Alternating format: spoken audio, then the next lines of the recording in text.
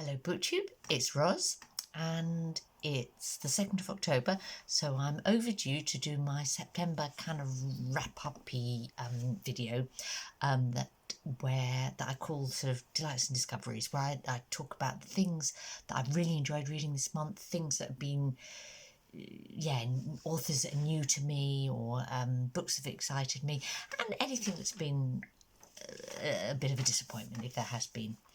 And I try in these videos to particularly talk about things that I haven't fitted in a more sort of specific or sort of themed video at some point in the month. So there's two things I'm particularly going to talk about in this one, and one of those and the one I'm going to talk about most is 3 Dreams in the Key of G by Marc Nash, a novel, but also Square Haunting by Francesca Wade, which is a non-fiction book about women writers in London between the wars. But before I come on to those two, I'll do a little run through what else the month has brought for me. And it being September, of course, it was ShapeTube. But I have to say, life slightly ran away with me this month, largely because of Tilly's wedding, which was lovely. So I didn't participate as much as I intended to in ShapeTube. But the good thing is that it will come around again next September, and I can do better. I did read a play, one of the ShapeTube sort of plays, as my play this month, and that was Much Ado About Nothing. And Tilly and I did finally manage to do a little mini discussing drama talking about it on the actual day of her wedding, which seemed kind of appropriate for a play that is about marriage and relationships, although perhaps not as happy a marriage as I hope Tilly and her partner are going to have. So that was one bit of ShapeTube, but ShapeTube also brought me my poetry that I read this month, which was Venus and Adonis by Shakespeare, which kind of was the closest that I had to a disappointment this in September. Disappointment's maybe putting it too strongly, but I did have a little trouble kind of coming to grips with Venus and Adonis, but I've talked about that in another video, so I will leave it there. The month's kind of discovery, I suppose, for me was Lincoln Braithwaite, who wrote My Sister the Serial Killer, which is something I've been meaning to read for a while, and I would definitely, it was a debut novel, and I would definitely read more by this author. When she puts out her next book, I'll be there ready to read it. She's definitely one of my discoveries.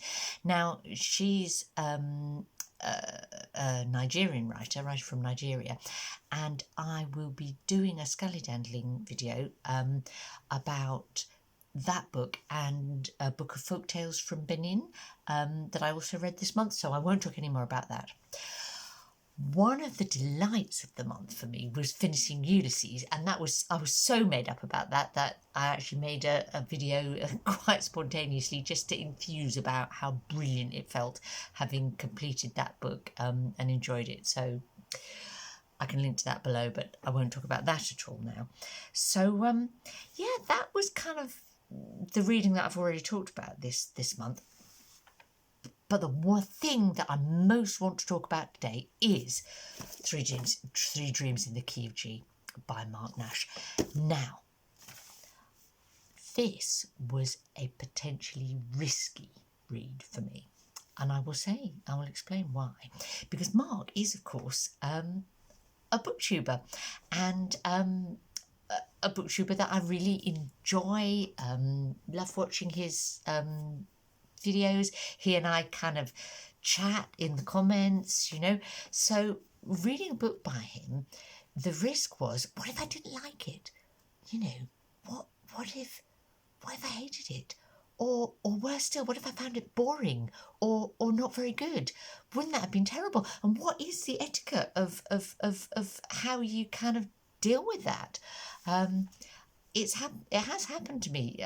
A member of my book group years ago had a novel published, and we all had to read it and tell her how brilliant it was. And it wasn't. It was like sentimental and a bit rubbish, really. Oh God! And then I've had people where like to tell me, their husbands have read a book and would I read it and put up a good review on Amazon. So, the relief that actually I thought this was an absolutely excellent book, and I really got a lot out of reading it. So, thank goodness for that. I didn't have to deal with the embarrassment of not liking it. In fact, I thought it was rather wonderful. But I will say this, sometimes I come on here and I enthuse about a book, but I give a kind of like a bit of a health warning with it to say this is not a book for everybody. Like sometimes you read a book and you love it and you'd say, oh, anyone would enjoy this book. Okay, this is not one of those books. All right, so I'm going to talk about it, and once I've talked about it, I think you'll have a fair idea of whether this book is for you or not, because it's not a book for everybody. I think that's fair to say. So, 3 dreams, 3 narrators. Basically, we have 3 characters in this book, and we go back and forth between the 3 of them, and one of them is a young mother in Ulster, and she's writing a journal, and we read her journal entries, but they're out of sequence. They're not in chronological order. So that's one voice.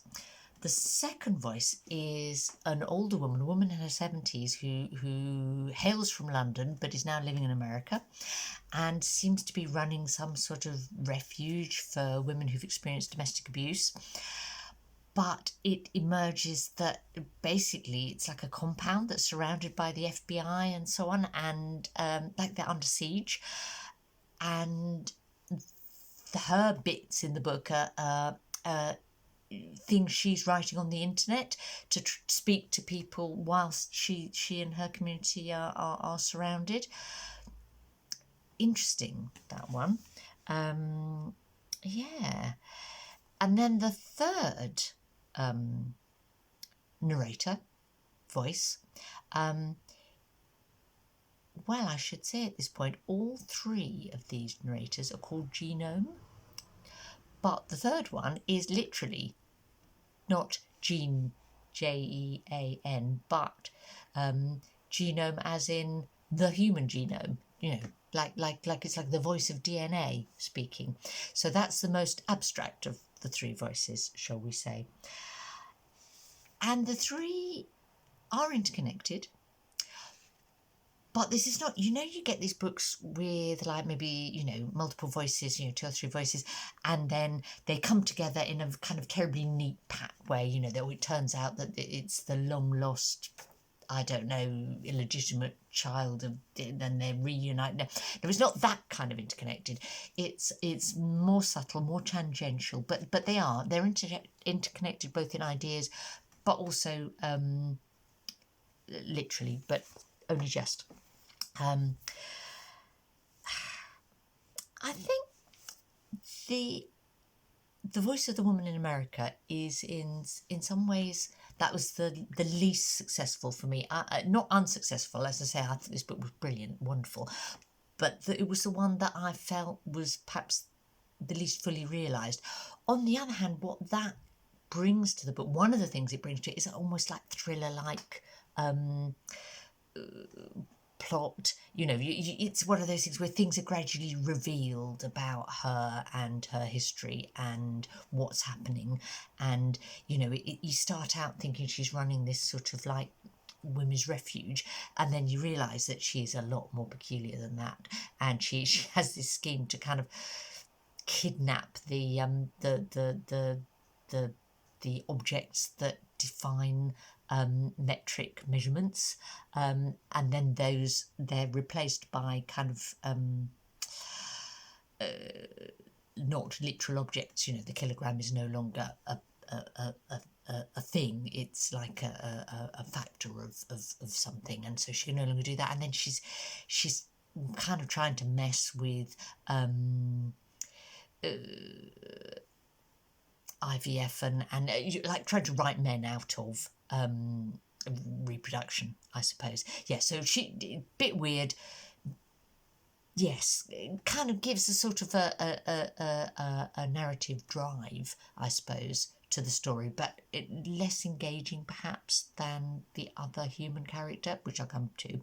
But the third, the genome, that is the funniest voice, but also perhaps the most challenging to get to grips with, because it comes in chunks, like chunks of the genome, you know, like, and labelled with the DNA letters. And at first you worry, oh, is there a kind of meaning, you know, is there a voice that's A and a voice that's C? But no, but that's the thread, I suppose, that kind of carries the central ideas of the novel most explicitly, you know, ideas around sort of inheritance of some nature versus nurture, of I don't know, humanity's hubris in thinking that we have self-determination, and also really kind of explores language, you know, like the genome kind of almost laughs about our language, but also kind of enthuses about how, like, use of language is kind of like the almost the defining characteristic of humans as a species. Really interesting, really interesting. Oh boy, this is a book that just plays with language in a really enjoyable way.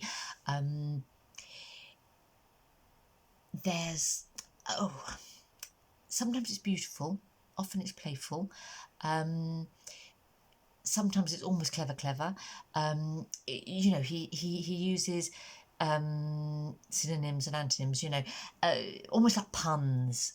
Some sentences, you know, some sentences will have, like, you know, the same sound 3 times, but each time it's a different meaning.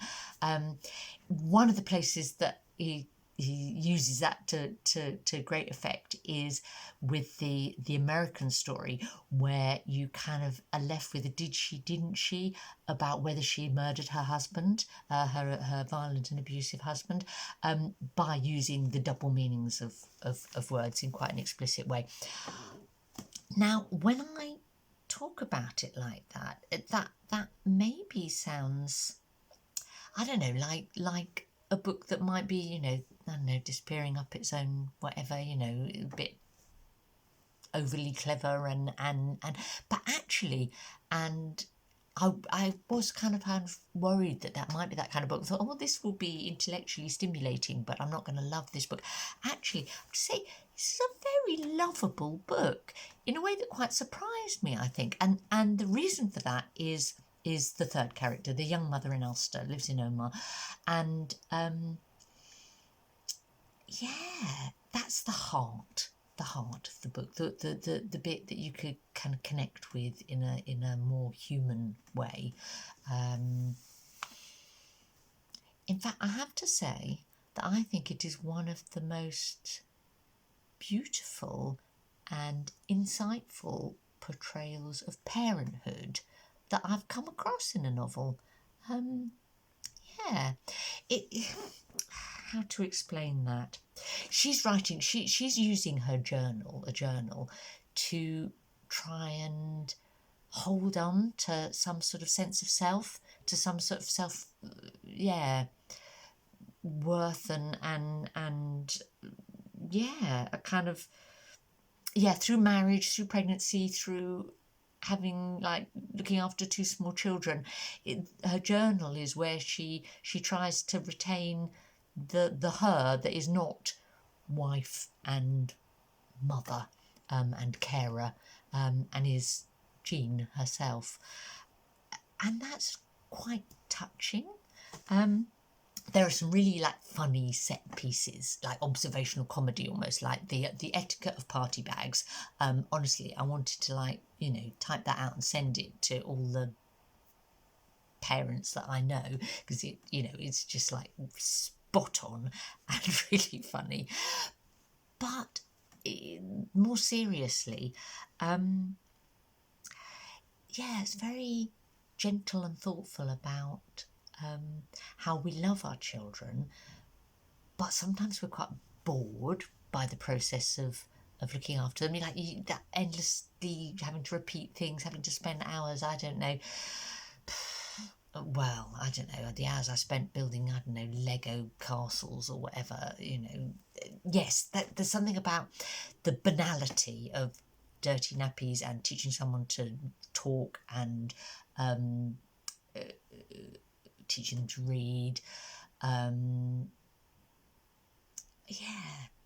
All of that, and how sometimes while you're doing that, although it is an incredibly enriching thing to do, that we have a strong drive to do,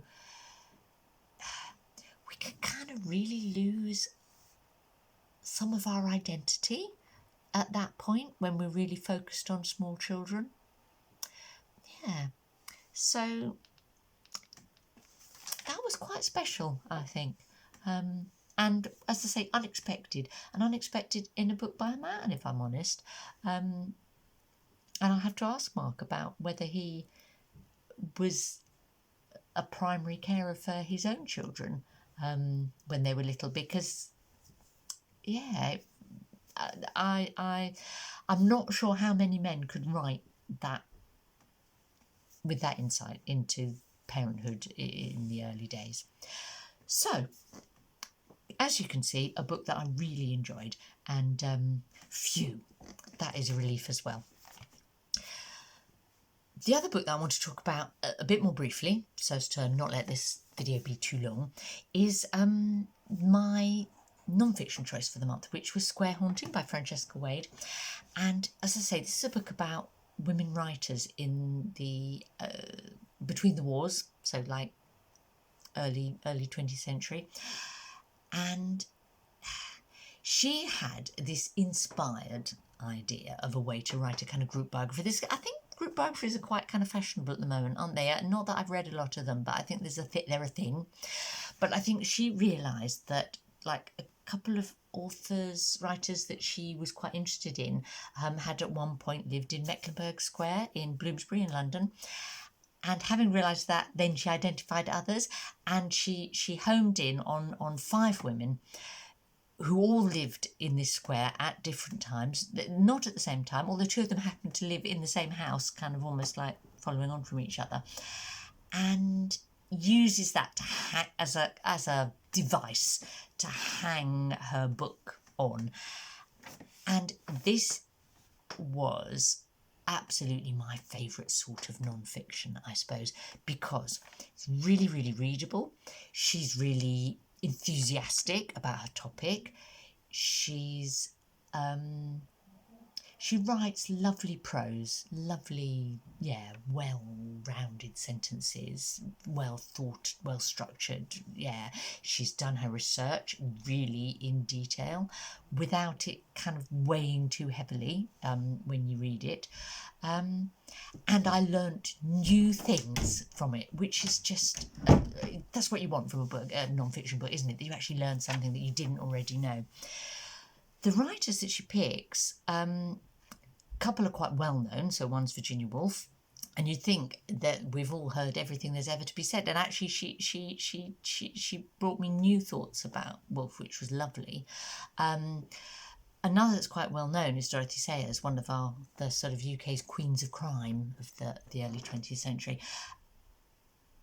The other 3 are less well known. One, H.D. Hilda Doolittle, was a modernist poet and writer and I've never read anything by her, and like I ended this thinking, like, I've got to go out and read something by her. The other 2, one was Jane Ellen Harrison, who was a kind of pioneering but slightly I think maverick might be the word, maverick classicist. And then the 5th is Eileen Power, who was an economic historian, a kind of key figure in LSE, the London School of Economics, where incidentally I studied at one point.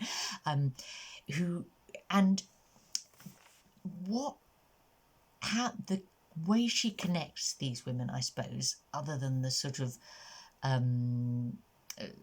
slightly artificial connection they all lived in Mecklenburg Square, is that they are all women who set out to carve a space for themselves as independent intellectuals at a point when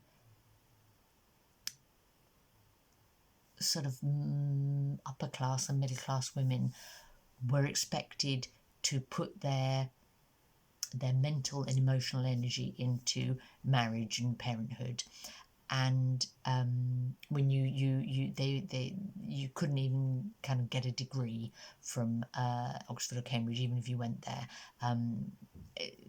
when yes, you were potentially belittled and not considered. And so I suppose part of the pleasure of this book for me is it's a feminist book, I suppose, and I found it both charming and inspirational, and I can't recommend it highly enough. So, one of the delights of the month, and despite being a month where life got in the way of reading a bit, it actually was a very rich and rewarding September bookishly for me. I hope it was for you. Tell me about your bookish September. And now I've got the fun of Victober coming in October, and some books that I'm absolutely itching to read. But before I can read any of them, I have to read the book from my book group, which is Little Eyes by Samantha Schweblin from Argentina. But that is perfectly timed because there's a kind of a Latin author. I have to get what readathon it is, Latinx-a-thon, going on right now. So it just happened that it's very apposite to be reading that right now, and I think I'm going to enjoy it. It's a bit dystopian, so completely different from anything else I've read in September. Happy October, and tell me about your reading plans as well.